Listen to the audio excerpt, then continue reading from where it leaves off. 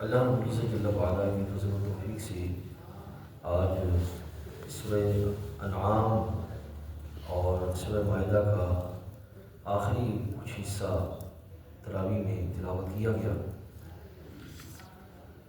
سورہ مائدہ کے آخری حصے میں دو پہلو کہ ایک حضرت عیسیٰ علیہ السلام سے ان کے حواریوں کا یہ التجا کرنا کہ اے عیسیٰ علیہ السلام ہمارے لیے دعا کیجیے کہ اللہ تعالیٰ آسمان سے مائدہ نازل فرمائے، یعنی کہ ایسا دسترخوان جو اللہ تعالیٰ جل وعلا کی بارگاہ سے اس کے کرم سے جو طرح طرح کے کھانے ہیں ان میں چنے ہوئے ہوں، تو ایسا جو وہ دسترخوان عطا فرمائے۔ تو پھر جناب سیدنا عیسیٰ علیہ السلام نے دعا کی تو پہلے پوچھا کہ تم یہ کیوں چاہتے ہو کہ تمہیں دسترخوان ملے؟ انہوں نے آگے سے کہا کہ ہم یہ اس لیے چاہتے ہیں کہ تطمئن قلوبنا، تاکہ اللہ تعالیٰ کی وہ خاص نعمتیں کھانے سے ہمارے دل میں وہ مطمئن ہو جائے، ٹھیک ہے۔ وَنَعْلَمَ أَنْ قَدْ صَدَقْتَنَا، کہ ہمیں جو ہے وہ اس بات کا بھی علم ہو جائے کہ ہم سچے ہیں، ٹھیک ہے، یہ انہوں نے کہا۔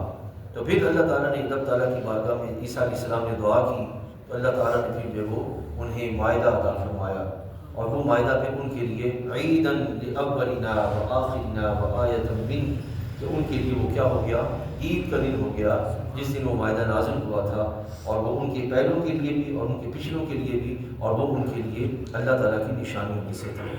حضرت عیسیٰ علیہ السلام جو ہیں، چونکہ ان کے حواری جو ہیں بعض ایسے تھے جو کہ اخلاص کے ساتھ ان کے پیچھے چلنے والے نہیں تھے، تو انہوں نے اس وقت اللہ کی بارگاہ میں دعا کی کہ ان تعذبہم فإنہم عباد، اے اللہ اگر تو ان کو عذاب دے تو یہ تیرے بندے ہیں، ٹھیک ہے، وَإِن تَغْفِرْ لَهُمْ، اگر تو بخش دے تو یہ تو عزت والا اور حکمت والا ہے۔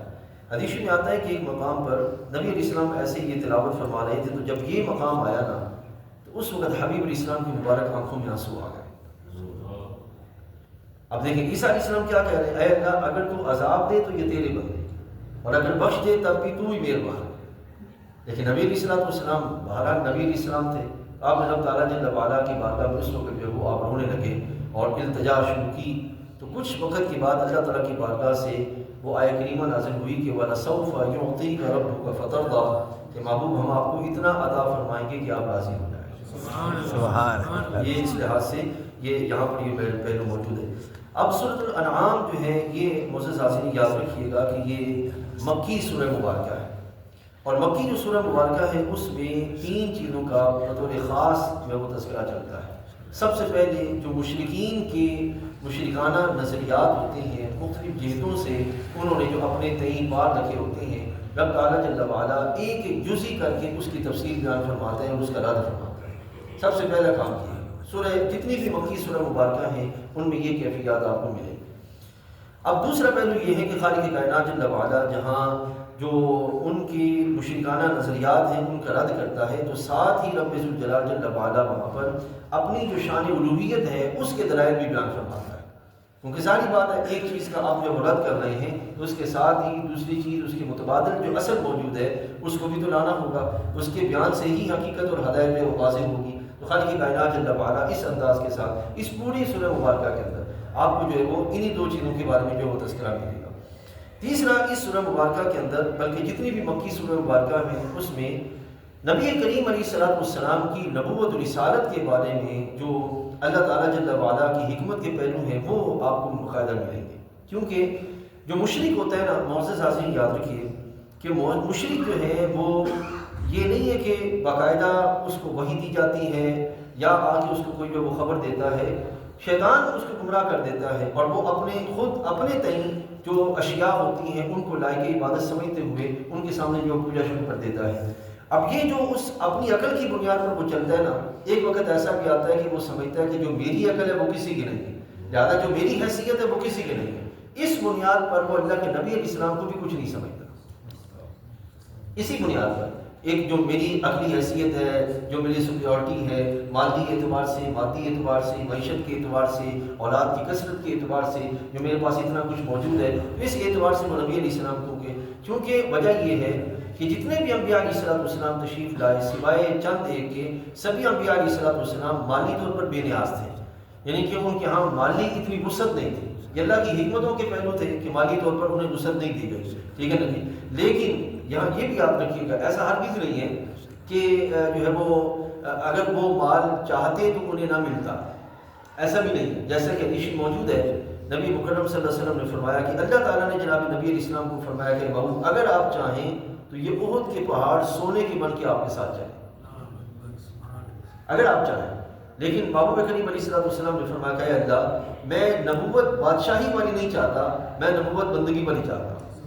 یعنی کہ خود محبوب کریم علیہ السلام نے اختیاری طور پر اس معاملے کو جب اختیار کیا تو اس کو ہرگز یہ نہ سمجھا جائے کہ اگر محبوب علیہ السلام دعا کرتے اور اللہ تعالیٰ کرم نوازی نہ فرماتا. نہیں، یہ سارے حالات تھے اور حکمت کے پہلو تھے کہ اس انداز کے ساتھ ان کو رکھا گیا. تو اسی اعتبار سے قرآن مجید میں بار بار اللہ تعالیٰ فرماتا ہے کہ اللہ یعلم حیث یجعل رسالتہ، کہ اللہ تعالیٰ جل وعلا جانتا ہے. کیونکہ مشرکین یہ اعتراض کرتے تھے کہ اگر آپ نے اللہ نے نبی بنانا بھی تھا تو کسی جو ہے وہ رئیس کو بنایا جاتا، کسی کثیر اولاد فرد کو بنایا جاتا، مالی اعتبار سے مضبوط آدمی کو جو بنایا جاتا. تو اس اعتبار سے اللہ تعالیٰ نے قرآن مجید میں یہ آیت کریمہ نازل فرمائی اللہ یعلم حیث یجعل رسالتہ، کہ اللہ تعالیٰ جل وعلا جانتا ہے کہ وہ اپنی رسالت کو کہاں پہ رکھے. ٹھیک ہے، اب دو پہلو اور سن لیجیے. میں نے یہ خلاصہ اس پوری سورہ مبارکہ کا آپ کے سامنے رکھ دیا. دو پہلو اور سنیے پھر بات کو سمیٹتے ہیں. ایک پہلو یہ ہے کہ رب ذوالجلال جل وعلا جو ہمارے نبی علیہ السلام اور جتنے بھی انبیاء علیہ السلام تشریف لائے ہیں ان کو دو وصف عطا فرمائے.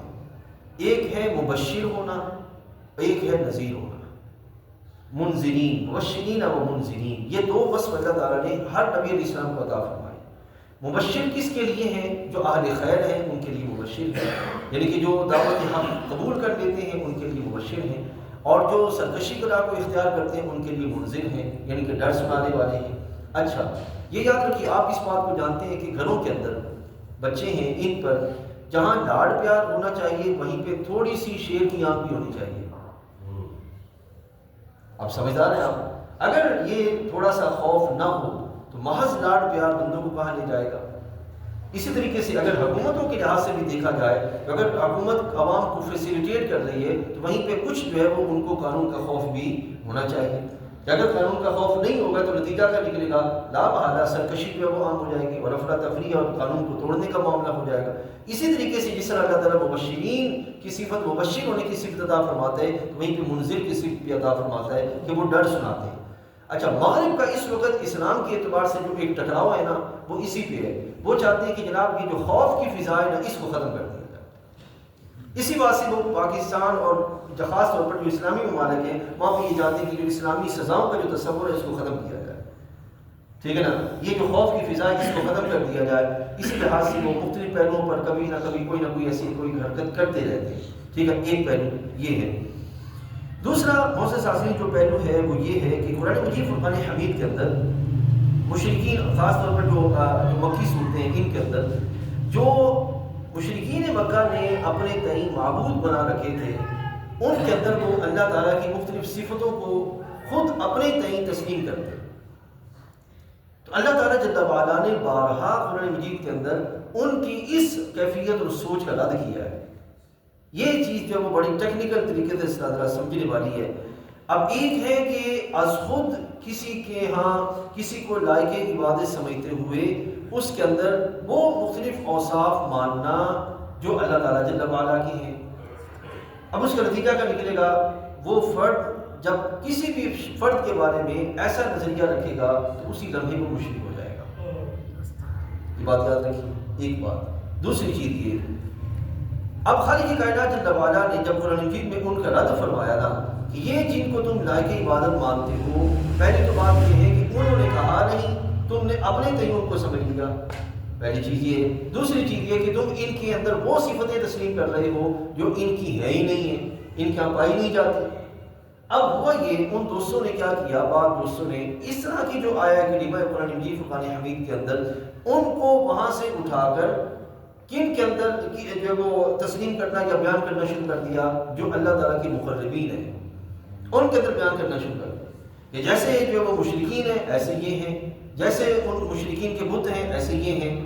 عزیز دوستو یاد رکھیے گا، کسی بھی مسلمان کا کسی بھی اللہ کے نیک بندے کے بارے میں یہ تصور ہرگز نہیں ہے کہ وہ لائق عبادت ہے۔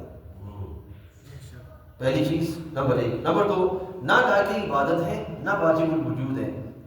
کسی کے اندر بھی اللہ کے سوا یہ دو وصف اگر مانے جائیں، دونوں یا یہ لائق عبادت ہونا یا یہ کہ وہ جو ہے وہ واجب الوجود ہونا، تو اسی وقت وہ بندہ کیا ہو جائے گا؟ مشرک ہو جائے گا۔ دوسرا یہ مشرکین مکہ جو ہے وہ یہ اس انداز کے ساتھ کہ چونکہ ان کا رب تعالیٰ کی بارگاہ میں مشرکین کے بتوں کا کوئی مرتبہ نہیں تھا، کوئی ویلیو نہیں تھی، کوئی مقام نہیں تھا، اور سب سے پہلے خرابی یہ تھی کہ انہوں نے لائق عبادت مان کر باقی وہ پہلوں کو جو اختیار کر رکھا تھا، رب تعالیٰ نے اس کی نفی فرما دی۔ ہم میں سے کوئی بھی کسی اللہ کے نیک بندے کو لائق عبادت نہیں مانتا۔ دوسرا یہ عزیز دوستو یاد رکھیے، جو اللہ تعالیٰ کے مقربین ہیں ان کے اندر جو اوصاف مانے جاتے ہیں وہ اوصاف فی نفسی ہی ذاتی نہیں مانے جاتے۔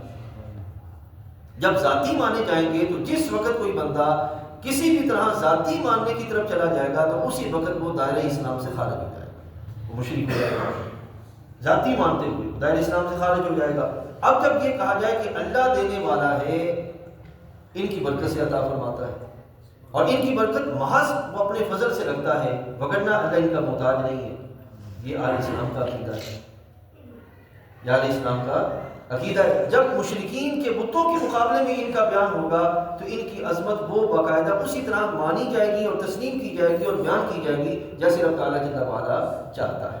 اچھا یہ بھی سن لیجیے اور بات کو سمجھتے ہیں۔ بعض دوستوں کا یا بعض لوگوں کا یہ کہنا ہے کہ جب توحید بیان ہوگی تو لا محالہ ان مقربین بارگاہ الہ کی تحقیر ضرور ہوگی۔ بعض لوگوں کا یہ کہنا ہے کہ جب توحید بیان ہوگی تو ان مقربین بارگاہ الہ کی تحقیر ضرور ہوگی، یہ ان کے اپنے ذہنوں کی کجی ہے، وگرنہ ایسا نہیں۔ کیوں؟ اگر میں یہ کہوں کہ بھئی کسی پھول سے کوئی بندہ خوشبو نکال کے لے آئے، عطر نکال کے لے آئے، اور میں اس جو ہے وہ عطر کی تعریف کرتا رہوں اور تعریف کرتے کرتے جو عطر کا نکالنے والا ہے، ایکسٹریکٹ کرنے والا ہے، اس کی جو وہ تعریف کروں تو مجھے سوچ کے بتائیے گا کہیں میں پھول کی نفی کر رہا ہوں؟ اسی طرح میں اللہ تعالیٰ کی ان مخلوق کی یہ جو مبارک بندے ہیں اللہ کی توحید بیان کروں کہ وہ شانوں والا، وہ عظمتوں والا، وہ عزتوں والا، وہ ساری جو وہ بلندی والا، ان کی کیسے جو ہے وہ تحقیر ہوگی؟ ان کی تحقیر تب ہوگی جب ان کو اللہ کے مقابلے میں لاتے ہوئے معاملہ کیا جائے۔ جب ہم ان کو اللہ کے مقابلے میں لاتے ہی نہیں ہیں بلکہ یہ کہتے ہیں کہ یہ وہ بندے ہیں جن کو خود اللہ نے اس کائنات میں اپنی بندگی کی توفیق دی اور عزتوں والا بنایا، یہ پہلو ہے، اس میں کسی طرح کی کوئی خرابی واقع نہیں ہوتی۔ تو یہ چیز سمجھنے والی ضروری ہے کہ مشرکین کے بت اور ہیں، اللہ تعالیٰ کے مبارک بندے اور ہیں، ٹھیک ہے، اور ساتھ ہی توحید جو ہے اس کو سمجھنا جاننا یہ ازحد ضروری ہے، ٹھیک ہے۔ کل انشاءاللہ مجھے جب بیٹھیں گے تو اس وقت یعنی کہ اس دور میں جو خرابی آ رہی ہے، کسی دور میں مشرکین جو ہے وہ ان اشیاء کو اپنی لائق عبادت مانتے تھے، اب یہ سلسلہ بن رہا ہے معزز حاضرین کے جو ایتھیزم مارکیٹ دنیا میں شروع ہو چکا ہے، الہاد، ایتھیزم، یہ جو ایتھیزم ہے یہ مشرکین سے بھی آگے خطرناک ایسا معاملہ ہے کہ وہ بھلے کسی نہ کسی کو لائق عبادت مانتے تھے، بھلے غلطی مانتے تھے، لیکن یہ کسی کو نہیں مانتے، اور اب چلتے چلتے اس مقام پہ جا پہنچے کہ شیطان کی پوجا کرنا شروع کر دی۔ پوری دنیا کے اندر قریباً اس وقت 2 کروڑ موجود ہیں لوگ جو باقاعدہ شیطان کی پوجا کرتے ہیں۔ کتنی تعداد نیٹ سر چڑھیے گا آپ کو باقاعدہ پتہ چل جائے گا، 2 کروڑ کے قریب تعداد ہے جو کہ جو وہ شیطان کی پجاری بنی بیٹھی ہے، شیطان کی پوجا کر رہی ہے۔ اس کا مطلب کیا ہوا کہ گرتے وہ کہاں پہ جو وہ جا گرے۔ تو اس چیز کو انشاءاللہ میں کل آپ کے سامنے جو وہ سورۃ الاعراف جو آگے آ رہی ہے اس کی روشنی میں رکھوں گا کہ جو وہ یہ جو ایتھیزم ہے اس سے جو وہ بندہ اپنے آپ کو کیسے بچا سکتا ہے اور اس کی نشانیاں کیا ہیں۔